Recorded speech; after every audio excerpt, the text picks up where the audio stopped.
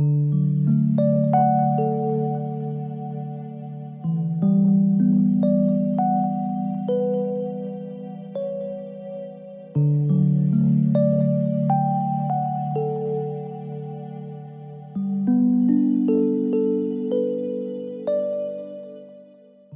bueno, yo les voy a presentar brevemente a Lana Corujo, que nació en Lanzarote en el año 95, es súper joven, ¿no? Lana es escritora, es ilustradora.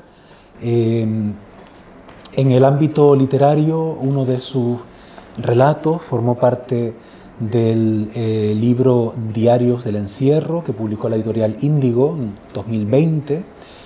Después, en 2021, publicó este maravilloso libro que es Ropa Vieja, en ediciones 16, de Sevilla, creo, ¿no? Sí. Y acaba de salir, hace unos meses, ¿no? 928, en la colección que edita todos los años la Fundación Mafre Guanarteme, con un libro doble, ¿verdad?, junto con Aida González Rossi, con motivo del Día de las Letras Canarias, ¿no? Y creo que ya se presentó el libro, ¿no? Además, Lana ha tenido la oportunidad de participar en distintos festivales como ponente. El más destacado fue justamente este año, que es nada más y nada menos que la Feria del Libro de Frankfurt, ¿no? La más importante del mundo. Pues ahí estuvo invitada Lana este año, luego le preguntaré por esa experiencia, ¿no? Pero además ha estado también participando en el Festival de Literatura Joven Canaria Fleje en La Gomera, en La Palma, también en el Festival de Ilustración Bolboreta, entre otros muchos festivales, ¿no? Como decía, compagina su creación literaria con la creación artística y además es igualmente comisaria de exposiciones y también editora, ¿no? Editora de una editorial. También le quería preguntar luego por esta actividad. E igualmente es gestora cultural, coordina en Lanzarote el Festival Verbena, por un lado, Festival de Literatura, y también el Festival de Juventud Órbitas, ¿no? Yo creo que la mejor presentación quizá sería leer la nota que escribió Aida González Rossi para la contracubierta de Ropa Vieja, porque me parece que es un texto muy preciso y que nos da una idea muy, muy acertada de la escritura, ¿no? Y de la obra de Lana. Y lo voy a leer el texto de la contracubierta. Querría que Lana me contara Ropa Vieja de noche, con el aire cálido del verano dándonos en los cachetes. Me sentaría a escucharla en una silla remendada con cinta adhesiva, heredada de alguien que no sabía que su herencia se escacharía entre las manos como las frutas que saben imitar a la sangre. Ropa Vieja es algo así, el fluido que llena la boca cuando hablamos durante horas sobre algo que necesitamos desparasitar. Sus imágenes caen como los higos que se vuelven demasiado dulces para la higuera. Lo pesado y lo leve, lo cotidiano y lo que no podía suceder. En Ropa Vieja, duelo y fábula se funden a través de una voz que trenza sus edades.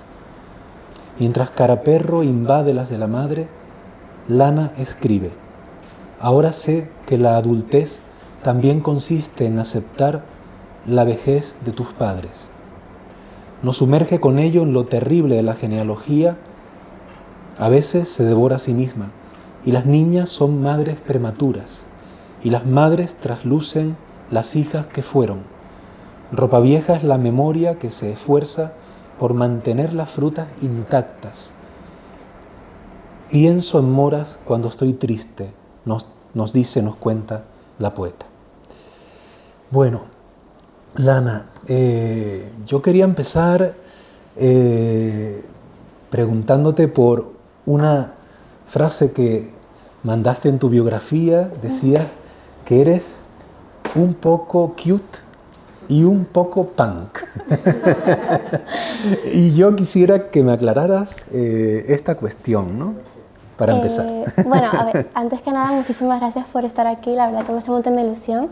Y gracias también, Rafael, por la invitación, o sea, por la segunda invitación, que al fin y al cabo el COVID me tumbó en mayo, justo después de presentar Ropa Vieja en Sevilla, y ya pues no me veía capaz de venir, así que mil gracias por la invitación.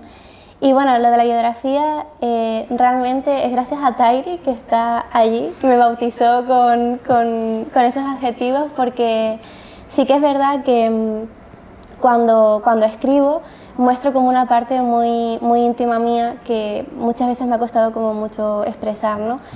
También se puede remontar mucho a la infancia, un tema que siempre trato mucho cuando escribo, cuando creo, precisamente porque creo que fue una época en la que era muy complicado ser transparente, ¿no? Tenía muy presente la mirada de los adultos que me rodeaban, como lo que se esperaba que tenía que ser de mí, ¿no? Una niña, era la hermana mayor, una niña muy correcta, que siempre sacaba buenas notas, era como una imagen muy limpia mía y que no podía sobresalir de eso.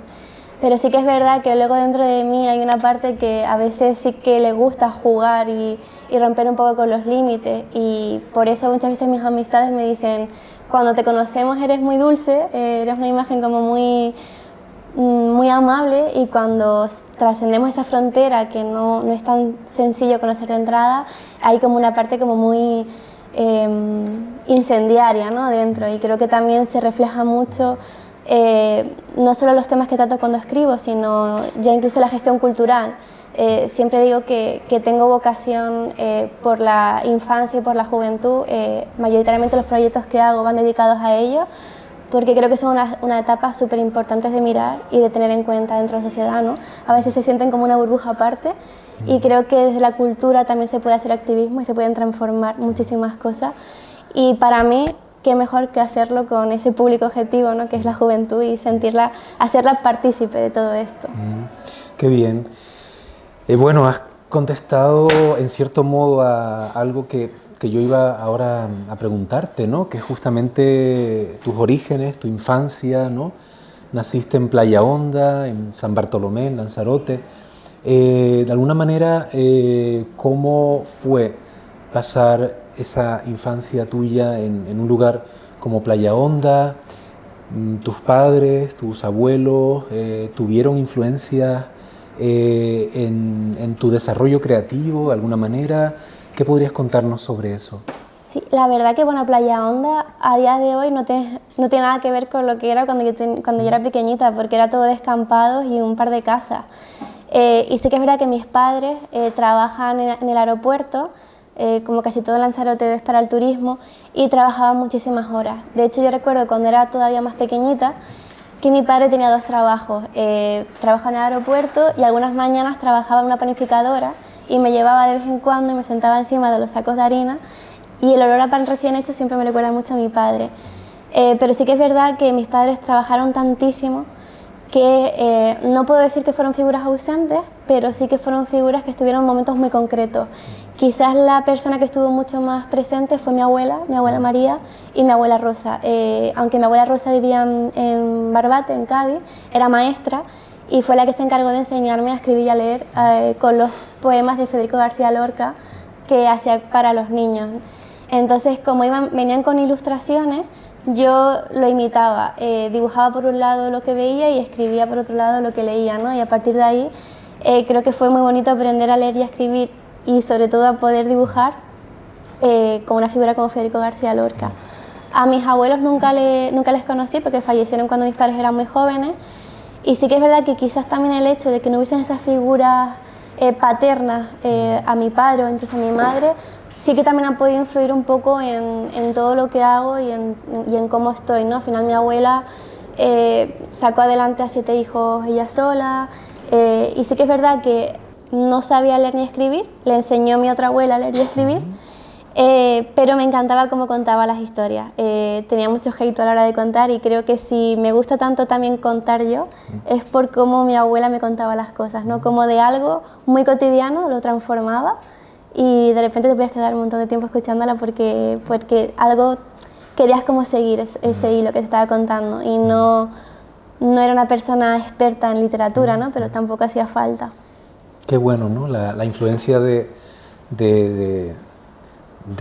los familiares, ¿no? En este caso de tu abuela, en esta tradición de la narración oral, ¿no? Que de alguna manera tú también incorporas, ¿no? A tu propia poesía y a tus textos, ¿no? Siempre has dicho que tú miras con las manos, ¿no? Y yo quería también preguntarte qué fue primero. ¿Fue primero la palabra o fue primero el dibujo? ¿Fue primero la escritura o primero la imagen, en tu caso? ¿Cómo surgió, digamos, ¿no? Pues yo creo que la imagen, porque además me gustaba mucho ver los dibujos en la tele y siempre me parecía muy curioso porque veía los dibujos y luego intentaba hacer un cómic alrededor del dibujo que había hecho. Entonces me encantaba Shin-Chan y cada vez que veía un capítulo de Shin-Chan luego hacía un cómic y me encantaba dibujarlo. Y sí que es verdad que cuando yo era pequeña era súper introvertida y me costaba horrores hablar sobre cómo me sentía. Además siempre era como un ambiente como muy hostil cuando hablaba mejor a mis padres, cómo me sentía, hacían como muchísimo esfuerzo, pero yo sentía como que a veces no conseguía encontrar las palabras o la manera de hacerme entender y me costaba muchísimo. Sí que es verdad que tuve una infancia en la que me sentí un poco que no conseguía hablar el mismo lenguaje que los adultos y eso me costó mucho. Y por eso también empecé como a escribir y a dibujar como más en serio. Me acuerdo de escribirle cartas a mi madre o a mi padre cuando tenía un problema y no sabía cómo resolverlo. Siempre cogía un papel y escribía una carta. Me era como mucho más sencillo. Luego lo dejaba y ya podía, y hasta ya me iba para mi cuarto. Pero así fue como una manera de expresión, la verdad. Sí, sí, sí. Es decir, que es interesante porque ante ese bloqueo, ¿no? Que a veces nos produce la timidez, ¿no? Tú encontraste vías de escape, ¿no? Encontraste por un lado el dibujo, por otro lado la palabra escrita, ¿no? Para comunicarte, ¿no? Y yo leí en una interesante entrevista, cuyo autor creo que está por aquí también hoy, ¿no? En la revista Popper, ¿no? Que a los 12 años publicaste en Twenty, en la red social Twenty, un relato que ibas actualizando cada semana y que alcanzaste un montón de seguidores, ¿no? O lectores, ¿no? Adolescentes de tu edad, ¿no? ¿Cómo fue esa experiencia tan precoz, tan temprana, ¿no? ¿Cómo se te ocurrió escribir ese relato, irlo, digamos, dando a conocer así semanalmente, ¿no? Pues yo creo que también como gran parte de mi generación hemos crecido como con internet y hemos forjado parte de identidad en internet. Y claro, si sumas también ser introvertida y estar en clase, es que yo creo que mi abuela resucita ahora y ve que estoy dando charlas y hablando en público y flipa porque es como, pero si tú no hablabas, yo siempre era súper calladita. Y en internet sí que encontré como una forma de poder expresarme porque al final no tenía como la necesidad de ser yo corporalmente. Podía ser algo difuso que la gente no tiene ni por qué ponerme cuerpo, ni nombre, ni tono de voz, nada. Entonces simplemente las palabras y ya está. Y sí que es verdad que sí que leía mucho de pequeña gracias a mi abuela, pero cuando llegué a la adolescencia me gustaba mucho pues todo lo que era Crepúsculo, Federico Moquia, todo relaciones de amor súper tóxicas que yo estaba como súper, no paraba de leer sobre eso. Y sí que es verdad que una vez mi padre me preguntó, ¿pero qué te cuentan esas historias que estás todo el rato leyendo? Recuerdo además que una vez me dice que estaba mala del estómago para quedarme para leerme el tercer libro de Crepúsculo porque justo había terminado el otro la noche anterior y yo quería leerlo y falté a clase por leerlo. Y me acuerdo que le explicaba a mi padre todo el tema de los amoríos que habían en esos libros y sí que me dijo, bueno, está muy bien lo que te gusta y demás, pero quizás las chicas también pueden salvar a ellos y no siempre ser salvadas. Y eso me hizo un clic y es verdad que cuando empecé en Twenty yo dije, bueno, pues voy a crear una historia donde ella pueda ser como autosuficiente o tener una historia como distinta, ¿no? Al final también se enamora y todo eso, ¿no? Pero sí que es verdad que yo intentaba como romper un poco la estructura que llevaba viniendo de la lectura. Y es verdad que yo lo publicaba semana a semana en el tablón de Twenty y tenía como 10, 11 años o 12, una cosa así. Y me acuerdo que habían personas que todavía me corregían las faltas de ortografía, en plan, me ha gustado mucho y tal, pero recuerda que esto va con no sé qué. Porque al final yo estaba también como experimentando, yo estaba como, no era escritora en el sentido de yo, simplemente me divertía. Pero sí que es verdad que a la gente le gustó mucho. No era lo que escribía, había un montón de gente que también escribía historias y las iba publicando y demás, y la verdad que me gustó mucho. Luego sí que, cuando terminó la historia, yo ya cerré Twenty, y como 2, 3 años después me dio por buscar el nombre en Google, y resulta que una persona de Bilbao había cogido toda la historia y la había publicado en Amazon. Y fue como, bueno... Y me acuerdo que le fui llorando a mi madre, en plan, mira lo que ha pasado, que me han quitado la historia. Y al final mi madre sí que se involucró mucho conmigo y aprendí lo que es registrar una historia en la propiedad intelectual, cómo hablar a Amazon para decirle que esa historia no era original, pero fue un aprendizaje. Esa historia no vale nada. Yo la leo ahora y me sale así como sarpullido, pero sí que fue como un inicio muy bonito, o sea, fue gracioso. Totalmente, ¿no? Bueno, tú tenías las ideas muy claras, creo yo, desde el principio, porque después de hacer la ESO en Playa Honda, ¿no? Sí. Fuiste a Arrecife, a la Escuela de Arte Pancho Lasso, ¿no? Y allí hiciste el bachillerato de arte, ¿no?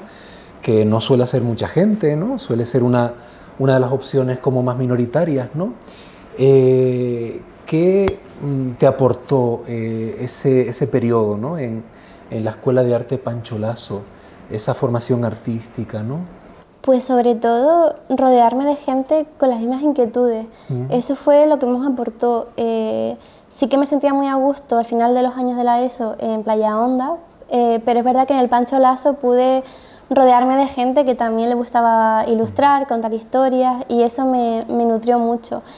También es verdad que yo siempre me sentí como un poco perdida en cuestión de qué quería hacer, y es verdad que de nuevo con lo que se espera de ti y al haber sido siempre una niña que sacaba muy buenas calificaciones, siempre cuando acabé bachillerato todos los profesores y mis padres me dijeron, si te quieres ir a estudiar fuera tiene que ser una carrera universitaria.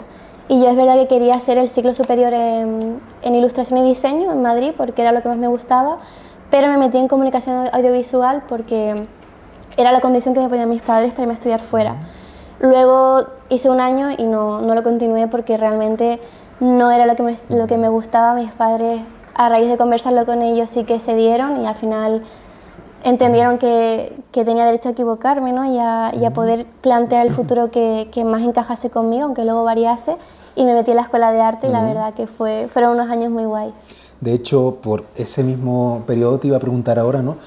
Por la etapa larga que pasaste en Madrid, ¿no? Y después de Madrid fuiste, creo que a Lyon, ¿no? Viviste también en Suiza, creo que una temporada.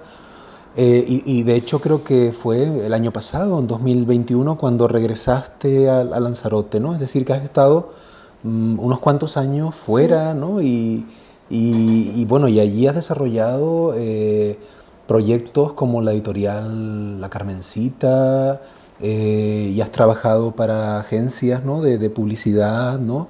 Como ilustradora. Un poco qué bagaje, digamos, te ha aportado toda esa experiencia fuera de Lanzarote, fuera de Canarias, ¿no?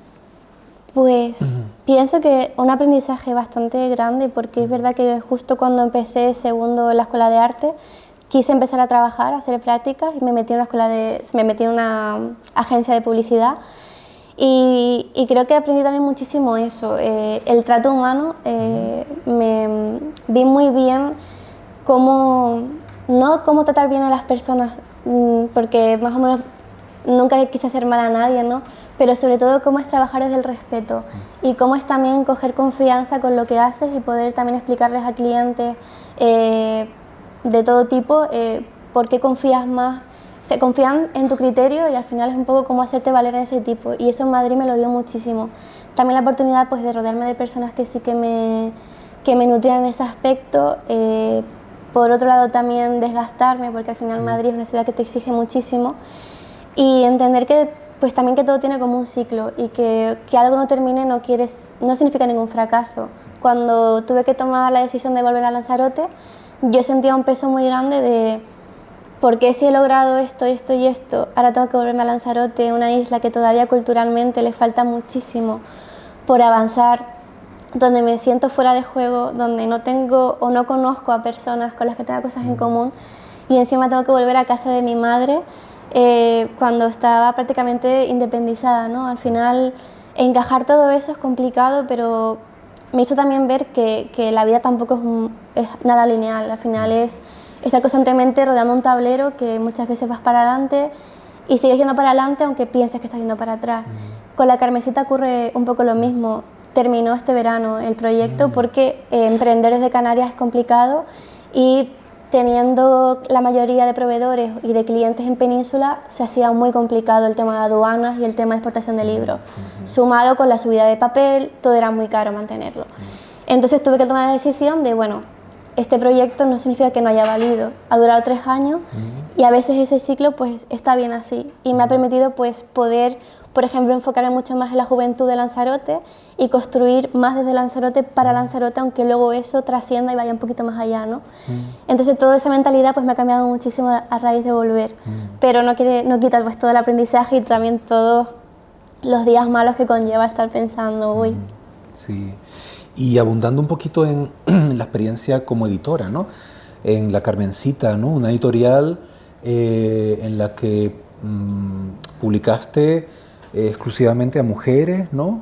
Tanto poetas como narradoras, ¿no? ¿Cómo surgió la idea de crear esa editorial y cómo fueron esos 3 años digamos, de trabajo de edición, ¿no? A ver, la verdad que para mí fueron súper bonitos, así que me da pena que se haya cerrado, pero entiendo que también fue lo mejor. Yo la empecé compaginando la editorial con mi trabajo en una agencia de publicidad, hasta el punto en el que tuve que elegir de nuevo pues, uno de los 2 caminos, y decidí seguir con la edición.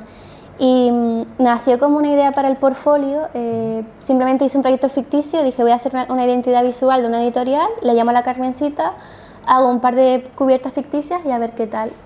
Y la verdad que me dio como el gusanillo de querer seguir, y sí que es verdad que en Madrid tuve la oportunidad de conocer a escritoras que me gustaban muchísimo, y fue como, bueno, quizás pueda tener la oportunidad de coger estas voces que están empezando y hacer de ese puente para que más gente la lea, ¿no? Porque si al final yo disfruto con algo, ¿por qué no puedo, si tengo la oportunidad de ampliarlo, ¿no? O poner mi granito de arena para que eso pueda seguir, ¿por qué no hacerlo? Y la verdad que los 3 años pues fueron bastante divertidos en ese sentido, porque conocí autoras muy distintas entre sí, y me encantó trabajar con el mundo del libro. Siempre me vi un poco en el mundo literario, un poco desde fuera, nunca como autora, siempre apoyando a otras autoras a escribir, a acompañar en un libro y que luego acabase en algo físico. Y Lana, entrando un poquito ya de lleno en tu corta trayectoria literaria, ¿no? Porque si salvamos, digamos, tu producción adolescente, ¿no? En 2020 publicas un relato en una obra colectiva que se llamó Diarios del Encierro, y donde una serie de escritores y escritoras participaron con textos que habían escrito durante el confinamiento, ¿no? Era un relato, yo ese texto no lo he leído, ¿no? Pero veo que hay una vocación narrativa, ¿no? Por un lado, que de alguna manera va a formar parte un poco de tu ADN literario, porque también en Ropa Vieja hay una cierta narratividad, una cierta linealidad, y en el nuevo libro, en 928, también podemos entender que los textos son textos que están entre lo narrativo y lo poético, ¿no? ¿Qué fue ese texto?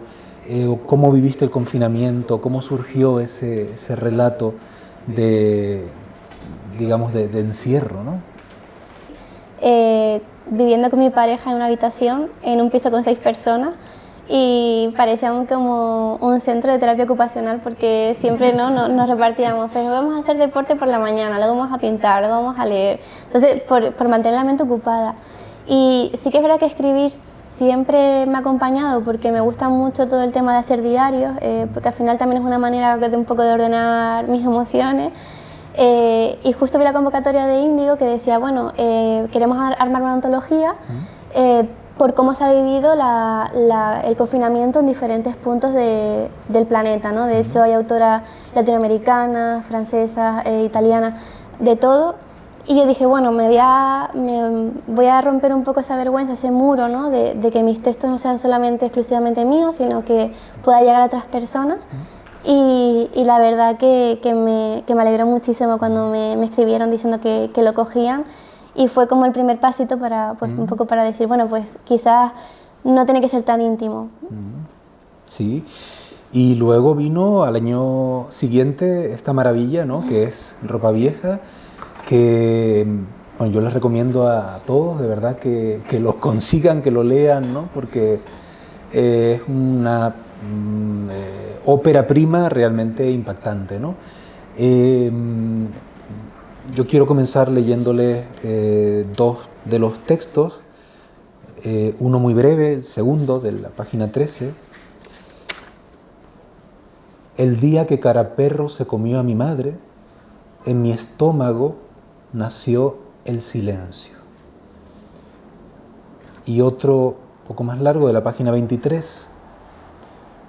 Quisiera que las casas fueran de cristal, traslúcidas, dejándonos ver todo.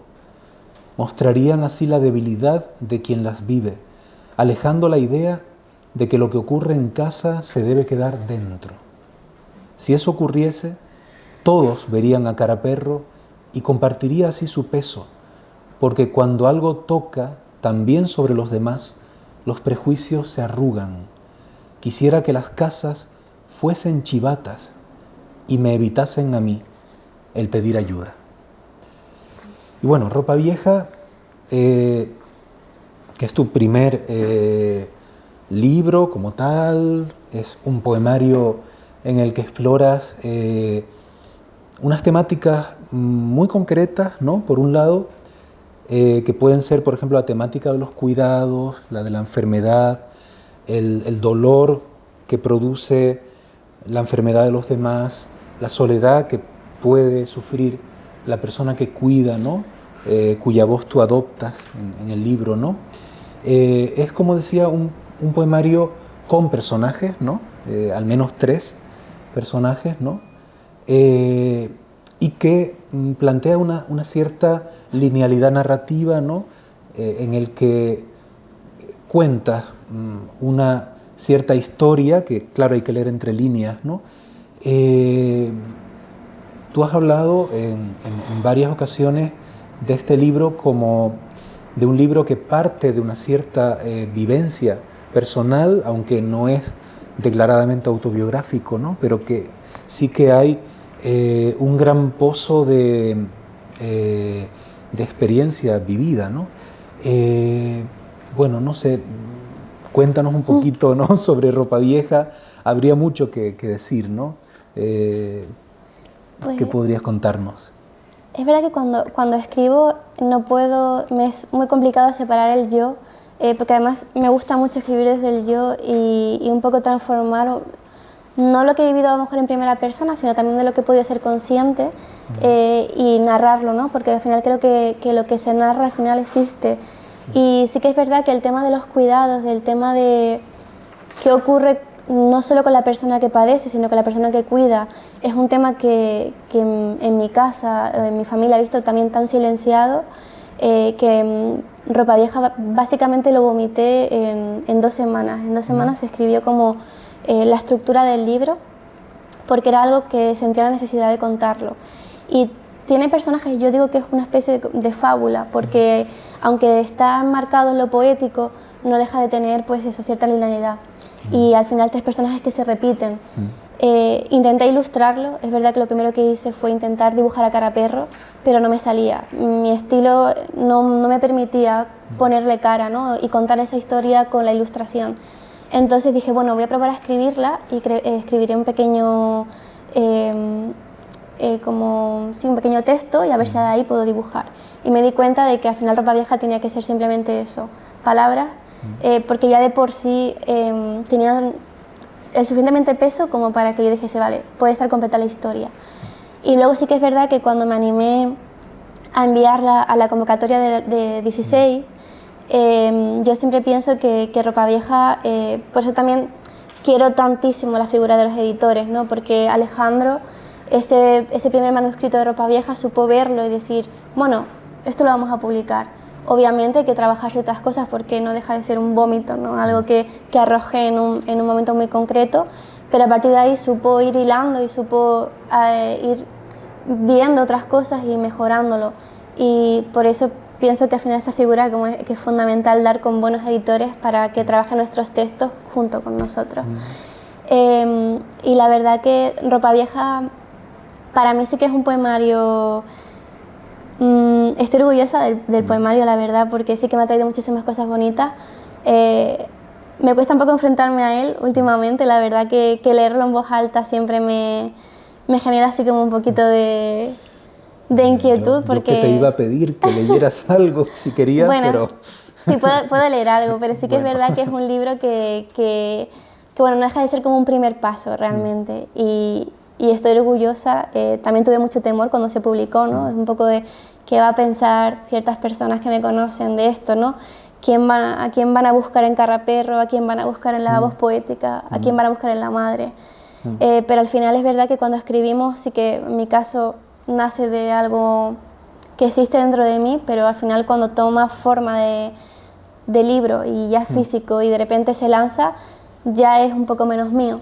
Y ya es mucho más de la persona que lo lee y al fin y al cabo es como ya... Claro, y en definitiva son personajes ficticios, claro, con una historia inventada a partir de experiencias reales, pero que en realidad hay una autonomía, claro. ¿no? Y ficticia. las interpretaciones son muy distintas de cada persona que lo lee. Carraperro a lo mejor es una cosa para una y otra cosa para otra. Entonces eso también es lo bonito de la literatura, ¿no? Que a raíz... Yo puedo escribir eso, pero la interpretación al final es algo libre. Claro.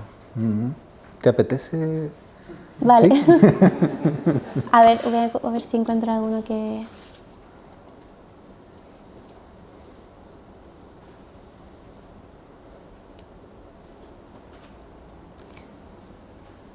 Vale, voy a leer uno cortito y luego otro un poco más largo. Ahora sé que la adultez también consiste en aceptar la vejez de tus padres. También buscaba un poquito eso, como de romantizar a los padres y entenderlos no como pilares siempre eternos y fuertes. Ojalá fuese así, pero también son humanos y se merecen también a veces derrumbarse, ¿no? Aunque para los ojos de nosotros los hijos siempre duele bastante y es una cosa que creo que no nos preparan para ello. Vale. Sé que por las noches, cuando no puedes dormir, te levantas abatida y buscas a tu madre sin encender las luces, porque no olvidas cuando tú también fuiste hija. Y a ver si encuentro uno un poquito más largo.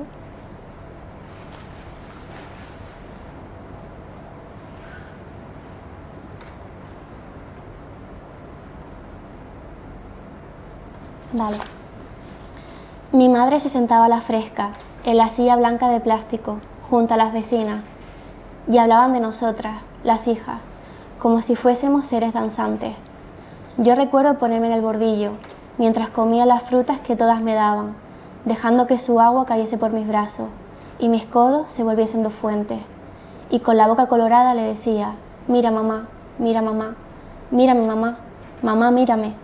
Y entonces, cuando ella se giraba sobre la silla y posaba sus ojos sobre mi cuerpo, con la mirada de leche, todos los pájaros que anidaban en mi pecho echaban a volar.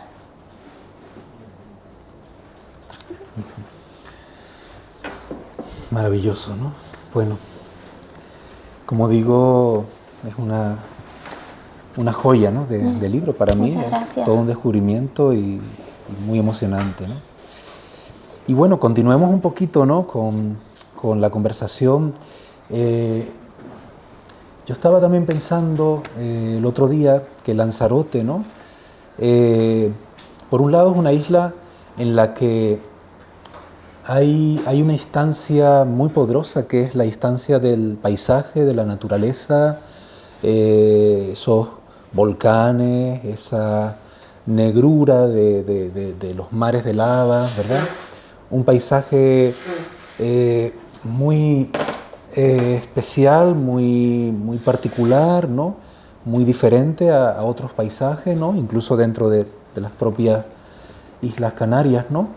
Y por otro lado hay otra instancia que es la, digamos, enorme carga cultural, tanto literaria como artística, que de alguna manera padece Lanzarote, digo padece o digamos de la que se beneficia Lanzarote, una isla contada o cantada por Agustín Espinosa, por Leandro Perdomo, por Rafael Arozarena con Mararía, ¿no?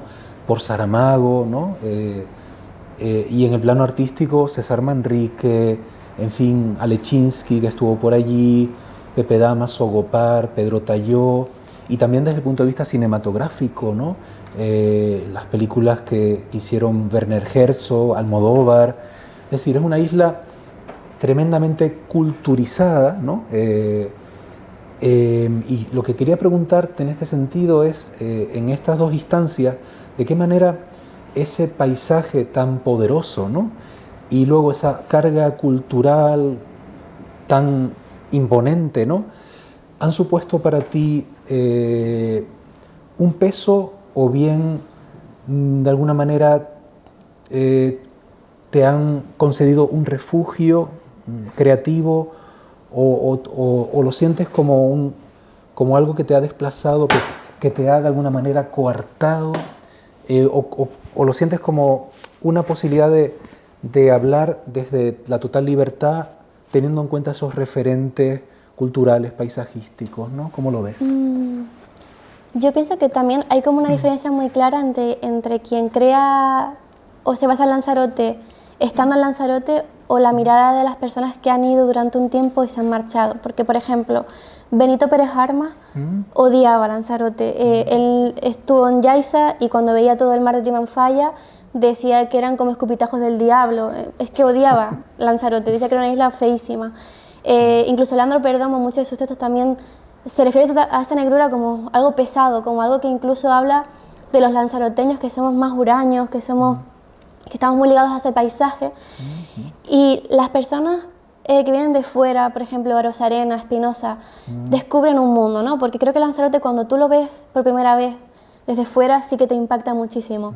Y cuando naces allí y te crías con ese paisaje tan árido, tan vacío, a veces cuesta enamorarse de él. Todos nos enamoramos porque yo creo que al final todos los que habitamos la isla nos reenamoramos del paisaje cuando sabemos entenderlo, porque muchas veces también es un reflejo al final de la precariedad que ha sufrido pues gran parte de la isla, la sequía, el hecho de que no tengamos manera de hacer como tan fértil la tierra, ¿no? Es una tierra que a veces parece que es como no egoísta, pero no nos da lo suficiente muchas veces.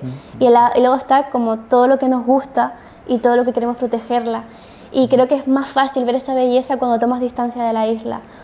De hecho, yo cuando me fui de la isla con 18 años estaba muy feliz de irme porque al final era un poco pues la oportunidad de ver otras cosas. Incluso cuando venía a Tenerife o a Gran Canaria o La Palma me fascinaba lo verde que había, ¿no? Era como que siempre inconscientemente ligamos lo verde y la naturaleza a la prosperidad y cuando hay ausencia de eso parece que no hay otra cosa. Y tomar esa distancia sí que te hace, o al menos a mí me ha hecho como reenamorarme de la isla y no solamente del paisaje, sino también de la sociedad lanzaroteña, ¿no? Creo que también por eso me involucro tanto, intento hacerlo de cara a la sociedad, ¿no? Porque creo que también es una sociedad que crece mucho en ese pensamiento de una autoestima muy baja, ¿no? De tenemos esto y si no podemos irnos de aquí, ya está, vamos a la deriva y que nos coman los volcanes. Y a veces cuesta mucho entender que de una tierra que muy pocas veces has visto fértil, puedes también generar tu propio camino. Entonces, creo que todavía queda muchísimo a los lanzaroteños, ¿no? Trabajarlo. César Manrique, sin duda, nos dio una herencia que a veces tendríamos que tenerla más en cuenta, que es la protección hacia la isla y su medio ambiente. Pero bueno, yo creo que al menos a mí me influye de esa manera. Es curioso porque cuando anoté esta lista, poco después me di cuenta de que solo había hombres, ¿no? Digo, ¿y dónde están las mujeres, no?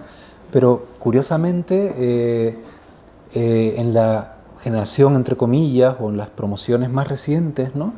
No solamente estás tú, está Macarena Nieves Cáceres, está Daniela Martín Hidalgo, en el caso específico de Lanzarote, ¿no? Por supuesto que luego a nivel canario pues hay una explosión de creadoras, ¿no? No solamente escritoras, sino también creadoras plásticas, en fin, en muchos ámbitos, ¿no?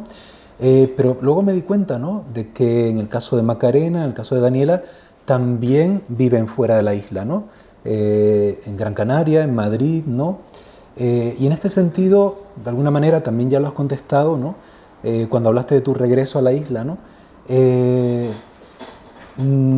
¿Puede uno sentirse a gusto creando desde Lanzarote y específicamente como mujer, como escritora? ¿Cómo lo ves? Es decir, estuviste en Madrid, estuviste en el extranjero, ¿no? Pero ahora estás en Lanzarote. ¿Puede ser Lanzarote un buen lugar para crear? A ver, sin duda lo es, porque también cada vez tenemos como más gente de fuera que quiere alquilar pisos allí y dedicarse a la creación artística. Lo que pasa es que yo veo eso como un privilegio muy grande, porque al final yo sí me puedo dedicar plenamente ahora mismo a la cultura. También es porque llevo 4 años de autónoma trabajándolo, pero también porque llevo con mi madre y al final no tengo como unos gastos asfixiantes y me permiten poder hacerme cargo sobre esto. Lanzarote inspira y Lanzarote es una isla maravillosa para crear, pero también tiene un porcentaje de paro y de sueldos bajísimos que al final coge a toda Canarias, porque dedicarse a algo que no esté contemplado bajo el paraguas del turismo ya es ser revolucionario en Lanzarote, ¿no? Es como si tú no encuentras una manera de sacarle rendimiento a los turistas que vengan. A mí muchas veces me han dicho, ¿y por qué no traduces ropa vieja al alemán? Y seguramente que aquí lo vendes muchísimo. Y es como, ya, pero ¿por qué siempre tengo que estar ligada a la mirada extranjera para que me den de comer? Entonces, generar como un nuevo tejido económico, donde la gente se puede dedicar a otras cosas que no sea solamente el turismo o los cuidados, como enfermería y el hospital y demás, hay mucho camino por delante y al final tampoco es trabajo solamente nuestro, sino pues también pues de las instituciones y de todo, que beneficien un poquito pues también pues el control de la vivienda, todo eso, que las personas que habitamos las islas podamos también, ¿no? Ser independientes y no solamente que las personas que vengan de fuera con poder adquisitivo puedan alquilar una villa en la Vegueta y claro, despertarse todos los días con ese paisaje y decir qué inspirador es todo, y es como... Sí, ya, pero esa es tu realidad, no es la de la gente que vivimos aquí. Sí. Bueno, me quedan en realidad 3 preguntas. Debo decir que Lana es una valiente porque en ningún momento me pidió un borrador del cuestionario, es decir, ha venido aquí a enfrentarse a lo que yo le preguntara, ¿no? A diferencia de otros invitados que sí que han pedido tener un poquito la guía, ¿no? de lo que se iba a tratar, ¿no? Y bueno, justamente estabas hablando de tu trabajo en Lanzarote como autónoma vinculada al mundo de la cultura, ¿no?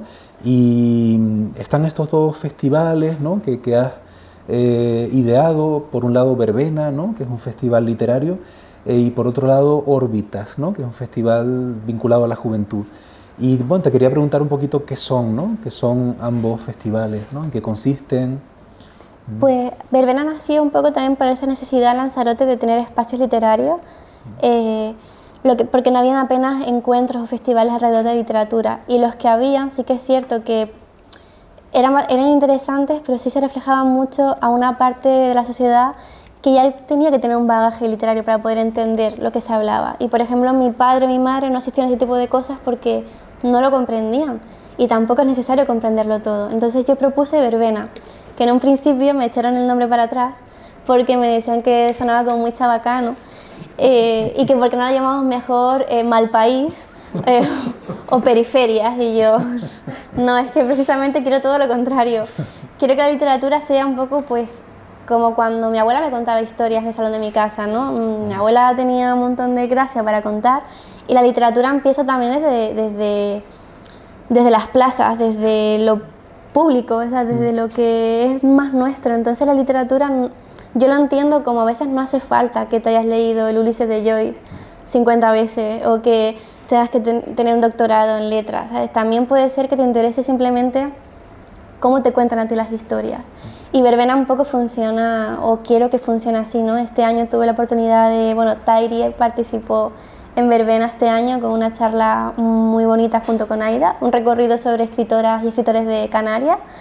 Entonces al final fue gente que me dijo, mira, yo tengo mucho rechazo a la poesía, no la entiendo, pero sí que es verdad que a raíz de escucharlas a ellas y de entenderlas desde otro punto de vista, me apetece leer un poco más. Entonces al final pues como misión cumplida, porque creo que al final lo que hacemos desde lo cultural y sobre todo desde lo público tiene que ser accesible para todos. Y Órbita va un poco en esa línea. Es un festival pues para que la gente joven pueda hacer cosas más allá de los espacios académicos, que lo que hagan no tenga que tener un aprobado suspenso, simplemente que hagan y ya está. Entonces... Qué bueno, sí. Ahora estaba dándole vueltas a otra pregunta que no traía escrita, pero que en la que sí había pensado, ¿no? El otro día, hace unos meses, cuando conversábamos aquí mismo con Antonio Martín Piñero, muy joven también, ¿no? Él comentó que desde su punto de vista había ahora mismo una gran calidad en los escritores y escritoras de Canarias, ¿no? Tanto en el ámbito de la poesía como en el ámbito de la narrativa, ¿no? Y bueno, quería un poco que me dijeras cómo lo ves tú, ¿no? Cómo ves el momento actual, ¿no? de la literatura en Canarias, ¿no? Yo sé que es una pregunta muy amplia, ¿no? Quizá, pero bueno, un poco alguna pincelada sobre cómo lo ves, ¿no? Yo pienso que está viviendo un momento bastante bonito y que tiene como más hueco también incluso fuera de Canarias, ¿no? En la península se empieza también a reconocer voces de Canarias y por ejemplo el Festival Fleje a mí me ayudó también muchísimo para conocer qué estaban haciendo otras personas de mi generación alrededor de la escritura.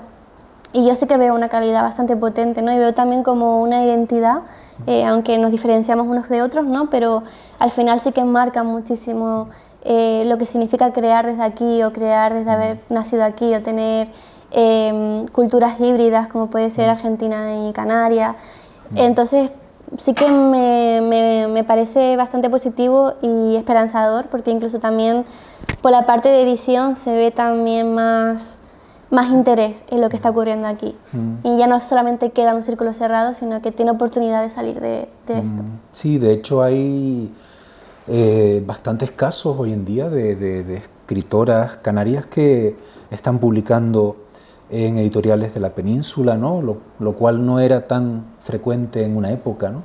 Y ahora mismo, bueno, el caso emblemático de Andrea Abreu, ¿no? Pero no solo ella, ¿no? Sino también, pues, otros casos como el tuyo, como el de Aida, son casos que están demostrando además un interés desde la óptica peninsular, ¿no? Por lo que se está haciendo de alguna manera en Canarias, ¿no? Y bueno, tenemos que ir terminando por lo menos la charla antes de abrirla al público, ¿no? Y yo no quería acabar sin preguntarte por el gran acontecimiento que debió suponer para ti estar en la Feria del Libro de Frankfurt, ¿no? Nada menos. Participaste allí además con, si no me equivoco, ¿fue con Elvira Lindo o...? Fue con Marta Orriols y lo moderaba Victoria Torres, porque justo Elvira Lindo se puso malita antes de ir a la feria. Sí. Y a ver, fue increíble, porque sí que es verdad que bueno, nunca había estado en Frankfurt y menos en la Feria del Libro. Y es verdad que sí que es una feria económica y al final se vende y se compra derecho. De hecho, la primera vez que, bueno, la primera hora que estaba ahí, yo estaba pensando, ay, pues me puedo comprar libros. Y luego, no puedes comprarte libros. Y a menos que seas editora no te puedes comprar libros. Pero sí que había un montón, porque había un montón de editoriales coreanas o japonesas de ilustración que me encantaban. Y tuve la oportunidad de conocer a mis agentes de Inglaterra, que me llevan toda la parte de ilustración en Europa.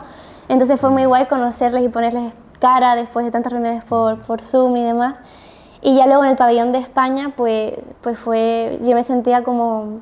¿Verdad? Me sentía como una hormiguita porque te ves con alrededor de personas como Irene Vallejo, ¿no? que la adoro y la admiro muchísimo, o Marta Orriols, que fue súper encantadora, y luego pues ves a otras personas como Pérez Reverte, Aramburu, el ministro de Cultura, claro, y dices tú, bueno, ¿qué hago yo aquí? Pero al final es como, bueno, pues qué bien, qué positivo que al final la literatura también te lleve a ocupar como esos espacios, aunque sean momentáneos, ¿no?